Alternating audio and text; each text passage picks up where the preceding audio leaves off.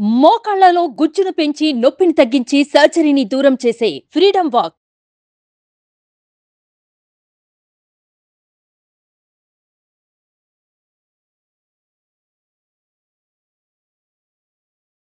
శ్రీమాత్రే నమ. జయ గురు దత్తాత్రేయ నమ. ఈ వీడియోలో మనం జాతక చక్రంలో రాహుగ్రహ ప్రభావం ఏ విధంగా ఉంటుంది, అసలు మానవాళిపై రాహు ఏ విధంగా తన యొక్క ప్రభావాన్ని చూపిస్తుంటాడో అన్న విషయాన్ని మనం ఈ వీడియోలో పరిశీలించే ప్రయత్నం చేద్దాం.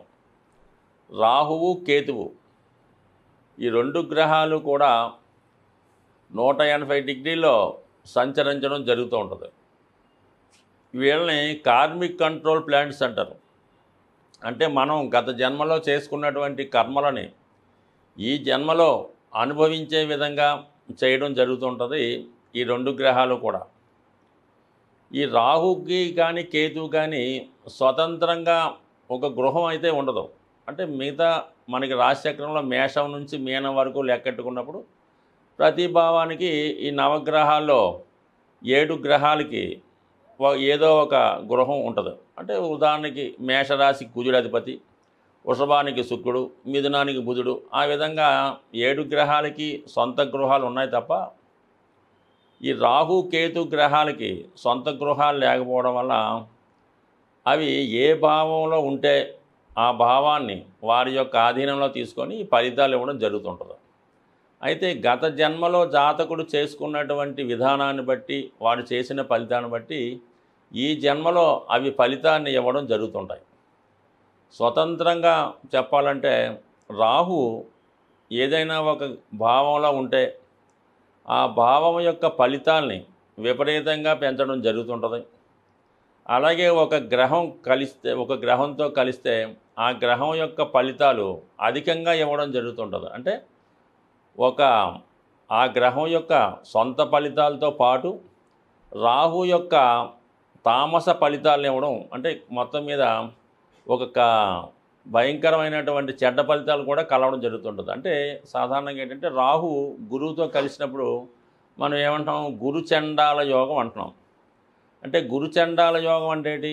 గురువు ఇచ్చే మంచి పనులు అంటే విద్య, సంస్కారం ఇవన్నీ కూడా రాహుతో కలిసి ఉండడం వలన పాడు చేస్తాడు. అంటే ఆ జాతకుడు సంస్కారహీనుడిగా ఉండడం, ఇతర మతాలను ఆశ్రయించడం, అలాగే వ్యసనాలకి లోనవ్వడం, తప్పుడు కార్యక్రమాల్లో పాల్గొనడం, ఇలాంటి సంఘ విద్రోహ చర్యలు చేయడం, రాజ్యాంగాన్ని ప్రభుత్వాన్ని ధిక్కరించడం, ఇలాంటి అనాచార ఫలితాలన్నీ కూడా చేస్తుంటాడు. ఇప్పుడు ఈ గురువు రాహు కలిసి ఉన్నప్పుడు ఈ గురుచండాల యోగ ప్రభావం వల్ల అదే ఈ జాతకుడు అంటే ఈ గురుచండాల యోగం ఎవరి మీద అయితే ఉంటుందో వాళ్ళు విద్య కంప్లీట్గా నాశనం అవుతుంటుంది. 25-26 సంవత్సరాలు వచ్చేదాకా కూడా ఈ ప్రభావం ఎక్కువగా ఉంటుంది. దాని తర్వాత మళ్ళీ రెక్టిఫై జాతకుడు మళ్ళా తను జాగ్రత్త పడతాడు. అంటే మొత్తం మీద ఏంటంటే ఈ ప్రభావం ఎక్కువగా ఏ గ్రహంతో కలిస్తే ఆ గ్రహాన్ని పాడు చేయడం జరుగుతుంది.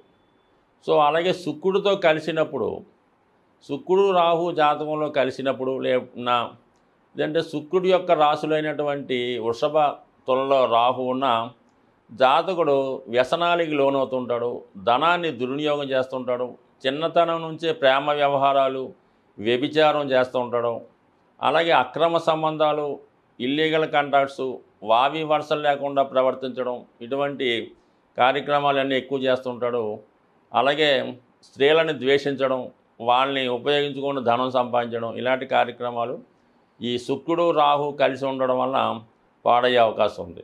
సో ఇదే ప్రభావం వల్ల మంచి గురుదృష్టి లాంటిది ఏదైనా ఉందనుకోండి, జాతకుడు జాగ్రత్తగా ఉంటే సినిమా రంగంలోనో అలాగే ఏదైనా కళారంగంలోనో పైకి రావడం జరుగుతుంటుంది. అంటే ఎప్పుడన్నా సరే ఏ గ్రహం అన్నా అంటే రాహు యొక్క ప్రభావం ఎలా ఉంటుంది, గత జన్మలో మంచి ఫలితం ఇచ్చుంటే ఈ జన్మలో ఈ గురుచండాల యోగం ఉన్న జాతకుడు మంచి వైద్యుడిగా మారచ్చు.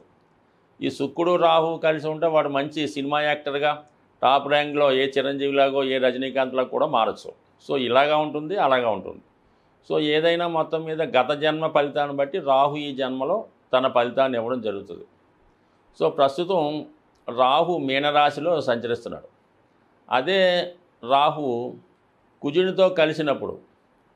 కుజుని యొక్క అసలు కుజుడు అసలే మంచి ధైర్యవంతుడు, దానికి రాహు కలిస్తే ఎంత గొప్పవాడిని ఎదిరించడం, సాహసమైన వృత్తులు చాలా ధైర్యంగా చేయగలుగుతుంటాడు, ఎక్కువగా యుద్ధాలు అలాగే దుమ్మి కొట్లాట్లు ఈ రౌడీజం అలాంటి వాటిలో పాల్గొనడం జరుగుతుంటుంది.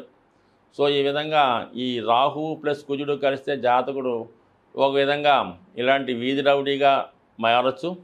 అదే రాహు అనుగ్రహిస్తే ఒక పోలీస్ ఆఫీసర్గా, ఎన్కౌంటర్ స్పెషలిస్ట్గా, ఎంత చాలా నిరంకుశంగా ఉండి భయంకరమైనటువంటి ఖైదీలను కూడా వేటాడి పట్టుకునే ధైర్యాన్ని కూడా ఈ రాహు కుజగ్రహాల వల్ల రావడం జరుగుతుంటుంది. సో ఏదన్నా మన గత జన్మ బట్టి ఆధారపడి ఉంటుందని ఇక్కడ అర్థం చేసుకోవాలన్నమాట. ఒక విధంగా మరి రాహువు చంద్రుడితో కలిస్తే అది గ్రహణ యోగం అంటాం. మనసు మీద రాహు ప్రభావం పడడం వల్ల మానసిక చంచల్యం రావడం, మతి భ్రమణం రావడం, ఆత్మహత్య లాంటివి చేసుకోవడం, తను తాను అతిగా ఊహించుకోవడం, ఎవరిని లెక్క చేయకపోవడం, పిచ్చి పిచ్చిగా మాట్లాడడం ఇలా జరుగుతుంటుంది. ఇది ఈ పిల్లల జాతకంలో ఈ రాహు ప్లస్ చంద్రుడు ఉంటే అది తల్లిగారి మీద కూడా తన ప్రభావం ఉంటుంది. ఇది ఒక గ్రహణ యోగం.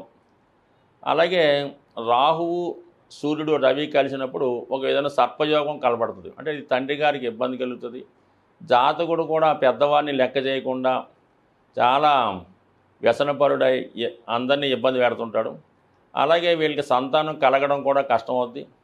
ఇలాగ రాహువు మరి సూర్యుడు కలిసి ఉండగా జన్మిస్తే వాళ్ళ తండ్రి గారికి కూడా ఇబ్బంది కలుగుతుంటుంది. ఇది ఒక విధంగా పితృదోషం, ఒక విధంగా సర్పదోషం. అంటే ఈ దోషాలకి రాహు కేతువులు కారణమవుతుంటాడు అన్నమాట. ఒక విధంగా కాలసర్పదోషం అన్నా, అలాగే ఈ సర్పదోషం అన్నా, లేదంటే ఈ గురుచండాల యోగం అన్నా, అనేక రకాల యోగాలు ఈ రాహు కేతువులు ఏర్పడుతుంటాయి. సో కొన్ని సందర్భాల్లో ఇవి మంచి ఫలితాన్ని ఇవ్వడం జరుగుతుంటాయి. వారి జన్మజాతకాన్ని బట్టి ఇవి ఆధారపడడం జరుగుతుంటుంది. సో ఏదైనా కంపల్సరీగా మనకి ఇక్కడ అర్థం ఏంటంటే రాహు ఏ గ్రహంతో కలిస్తే ఆ గ్రహం ఇచ్చే ఫలితాన్ని 100% నాశనం చేసి ఆ రాహు తన యొక్క నిజమైనటువంటి ఫలితాలు అంటే ఇలాంటి అక్రమార్జన, దొంగ వ్యాపారం, బ్లాక్మెయిలు, ఫోర్జరీ, ఇలాంటి స్మగ్లింగు ఇలాంటి వాటిని దాన్ని ఉపయోగించుకుంటాడు. అంటే బుధుడు రాహు కలిశారు అనుకోండి, విపరీతమైన తెలివితేటలు ఉంటాయి. ఆ తెలివితేటలు వినాశానికి, ఫోర్జరీకి ఉపయోగించుకుంటుంటారు.